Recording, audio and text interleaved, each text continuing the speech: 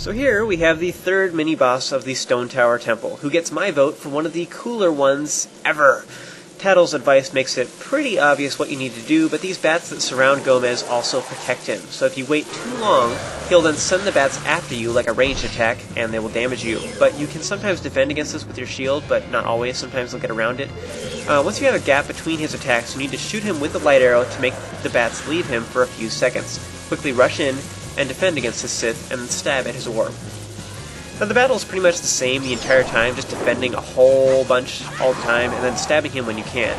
The alternative method is to shoot his orb with a second light arrow, which will also damage him as well, but this costs quite a bit of magic. Now it probably won't take you long to start running low on magic, and if this happens, you do have an option to get it back. You see, the bats that surround Gomess can be killed with various weapons, like bombs or even your sword, and they'll occasionally drop arrows and magic, but most efficient way to do this that I have found is to wear the Zora mask, and defend with R, and then press B while standing next to him to kill a ton of bats at once. By doing this and circling around him, you can collect a ton of arrows and magic very quickly. Although using this uses up a lot of magic too, you should be gaining it back faster than you are using it. So as a result, you can continue on with this battle and stock up on all your goodies. Now the bats will come right back, so don't think that you can kill them forever, but as I said, this is the most efficient method of killing them and restoring your magic and arrows. Once you're pretty full on everything, you want to change back into your normal form and repeat the same process to defeat Gomess.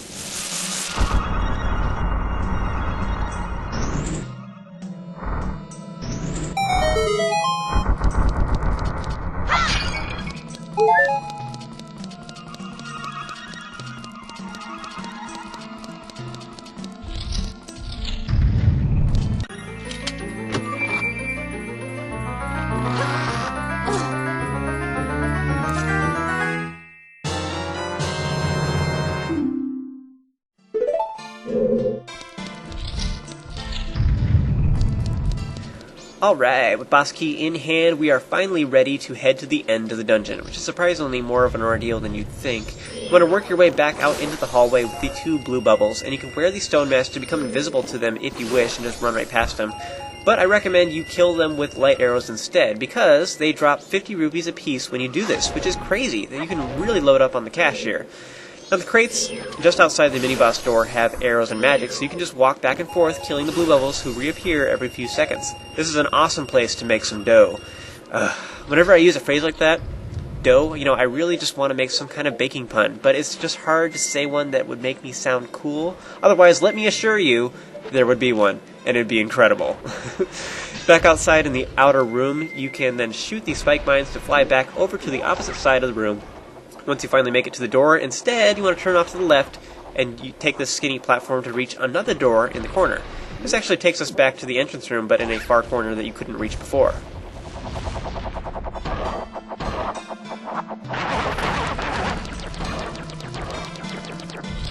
Alright, straight ahead you'll see a Death Armos. Dun dun dun. I highly recommend you jump across with the bunny hood, Zora mask, or simply roll jump to make it so that you don't have to climb up and don't get squished. And if you have the stone mask, you can wear that to make yourself invisible to it. However, I'm betting that most of you don't. So if you don't have that particular mask, you'll want to shoot it with a light arrow to flip it over, and then taunt it into slamming its head down into the ground, which will then kill it. Now as you saw here, I actually purposefully moved over to the side with the grating so that I didn't get blown off the ledge and land into the sky and have to start this area over again, thus making the Death Armos reappear. So I was trying to ensure that I killed him. I wasn't actually intending on taking damage, but whatever, that works. Once it's been defeated, step on the switch here to create a chest on the ceiling in the middle. You can Z-target it and check out Tattle's hint if you want, and she's not as vague as she usually is, which is a nifty change. Once you regain control, you can use your hookshot on the chest, and then enter the locked door. So here we face off with another Igor, dun dun dun, and this one has an additional attack, which is firing several laser beams straight ahead. Now these can be deflected with your mirror shield, but they'll often just hit you anyway, which is kind of sad. Now you can stun the Igors with light arrows, actually, but these don't do any damage, but it just gives it a very long stun. I recommend you only use this to get close if he's using the laser beam attack and you're too far away. After that, just try and taunt them into slamming the ground like usual, and when they do, just back up and then shoot their yellow eye with a regular arrow to do damage. Then quickly close in again, and if it starts shooting lasers again, just shoot it with a regular arrow to interrupt it, and then continue with the battle as usual. Once it's been defeated, it will leave behind a chest in the middle. You want to open it once you get the chance, and you will receive one of the 20 regular masks in the game, the Giant's Mask. This mysterious face piece comes along with a hint on how it can be used later on, since we cannot use it normally. Such a shame, really. I mean, I'm sure you were looking forward to stomping on choo-choos in Termina Field. Though I suppose you'd get it stuck in your shoes that way. Ew. Anyway, enter the next door, which is now unlocked, and wait for the wooden spiky thingy of death to move out of the way. Then hit the crystal switch straight ahead to make yet another chest appear on the ceiling. In case you hadn't been noticing, all these chests are upside down, meaning we're going to have to flip the temple in order to open them. Lame. So work your way past the spiky doober again, and hookshot to the chest once you get the chance, and then hookshot to the target on the far side before this wooden trap comes back your way and hits you. And here we have the boss door. So if you defeated Gomess with me earlier in this video, you should already have the boss key. So we have everything we needed to complete this temple. However, we still have some Stray Fairies to snag, and in order to do so, we're going to have to flip the temple again. So if you intend on collecting all of them, then use the Song of Soaring to warp to the entrance, and I will show you how to get the remaining Stray Fairies. Alright, go outside, and now we need to flip everything right side up again. The easiest way to do this is to simply soar to Stone Tower, which takes you to the owl statue, which is right side up. Unfortunately, since we've come back like this and left the temple, the block puzzle has reset, and this will happen regardless of what you do, whether you hit the red emblem or you use the Song of Soaring. Either way, you have to do the puzzle again. So the correct order is right, left, forward. Alright, so first of all, you should only have one chest marked on your map, which is right here in the middle. You want to hop down into the hole straight ahead and kill the real Bombchu before it causes problems. Now the chest here is the same one that we created that we hookshotted to reach the upper area where we got the Giant's Mask.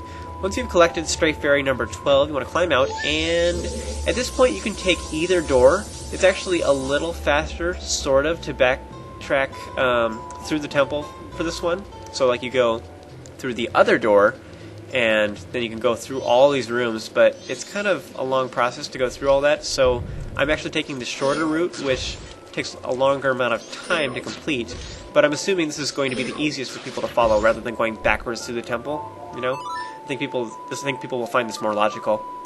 But I believe I speak for everyone when I say I hate this room. I understand the puzzle, and I think it's kind of a cool puzzle. I really do, but it just takes too long, especially when makes you have to do it twice. You have to blow up the cracked wall to reach the two crates, use them along with some statues to hold down the floor switches in order to open up the gate. I just think the Elegy of Emptiness just makes this particular puzzle a chore. I mean, in some of the games they had the Cane of Samaria, which you could use to make little blocks wherever you wanted. That was kind of cool, but not very practical for a game like this, I suppose. After that, just take the door on your right.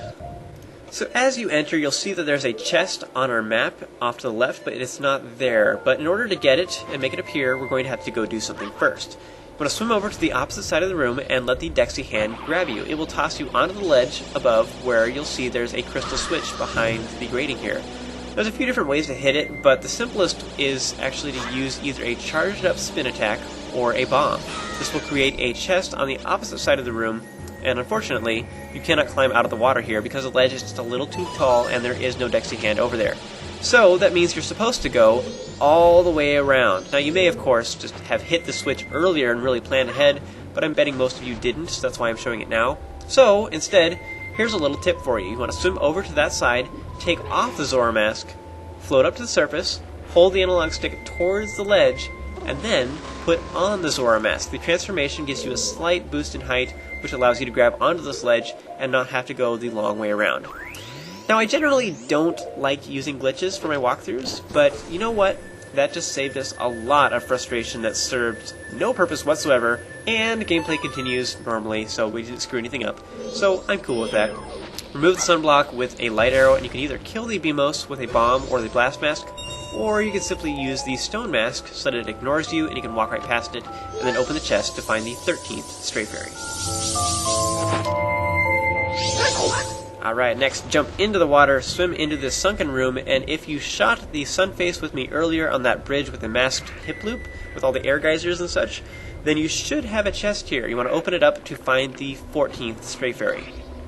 You You want to swim up and go to the opposite side of the room and get onto the platform and go through the northern door. This takes us back through the room with the mirrors and the black bows. Just ignore them and run right through. We already completed this puzzle, so there's nothing we have to do in here unless you have some Stray Fairies left to get in here. You should see them on your map if you have the compass.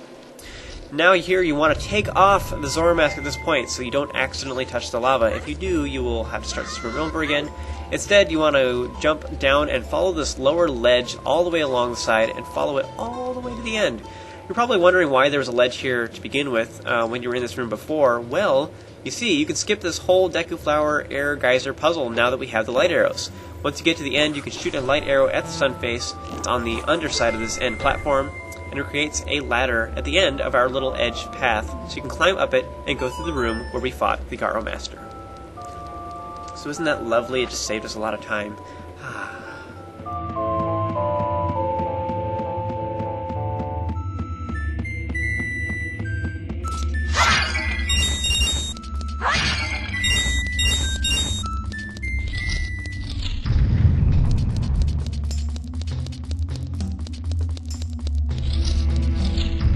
At long last, hop down here and open the chest to find the 15th and final Stray Fairy. Now at this point you can exit the temple and get the final prize, but, you know, we can't even use it for the boss, so as long as we're on a roll, we might as well defeat the boss right now. I'm actually going to be including the Stray Fairy prize at the end of the next video, which is a little different than the way I've done the past ones. That's because the next video is the last video of this chapter. So anyways, play the Song of Storing to get back to the entrance and then go outside, and then you can step on the switch to your right and use the Elegy of Emptiness to hold it down, and then you can shoot the red emblem with the light arrow to flip everything upside down. Again. So once again, upside down blocks, yada yada.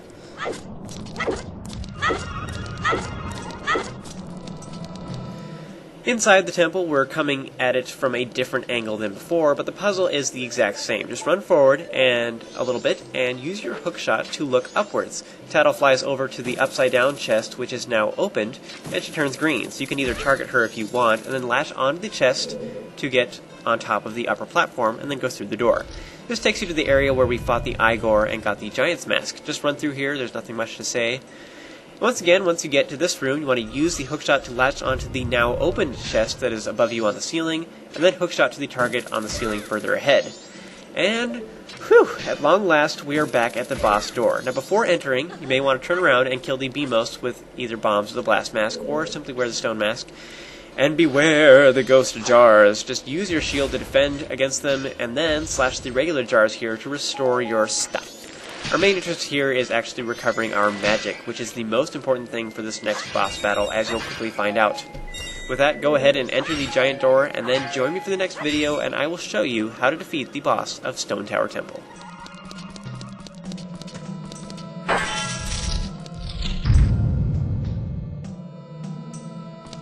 Ah!